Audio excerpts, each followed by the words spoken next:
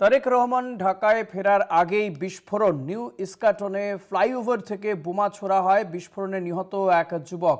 এলাকা জুড়ে পুলিশ রয়েছে, যান চলাচলে নিয়ন্ত্রণ রাখা হয়েছে বলে জানা যাচ্ছে। বৃহস্পতিবার দেশে ফিরছেন বিএনপির ভারপ্রাপ্ত চেয়ারম্যান তারেক রহমান। তার দেশে ফেরার আগেই ঢাকায় বিস্ফোরণে নিহত হয়েছে এক যুবক।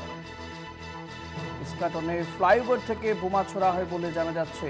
নিউ ইস্কাটনে ফ্লাইওভার থেকে বোমা ছোড়া হয়, বিস্ফোরণে নিহত এক যুবক। এলাকা জুড়ে পুলিশ রয়েছে, যান চলাচল নিয়ন্ত্রণ করা হচ্ছে।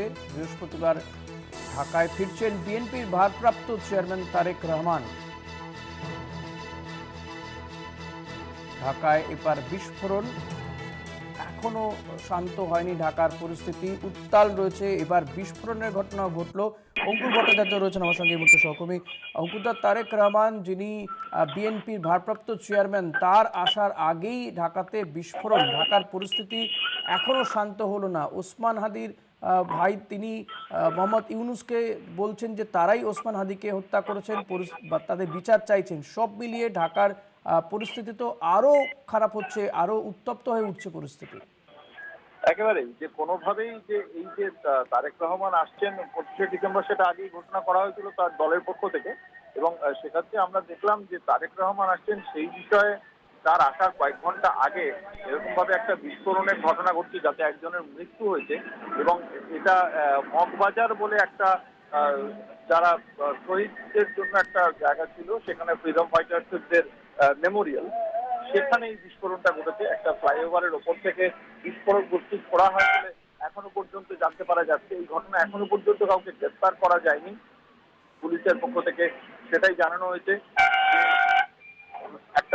একজন নিহত হয়েছেন, তাকে প্রাথমিকভাবে চিহ্নিত করা সম্ভব হয়নি। পরবর্তীকালে অবশ্য তার পরিচয় জানতে পারা যায়, তিনি ওই ব্যক্তিকেই, সিয়াম তার নাম।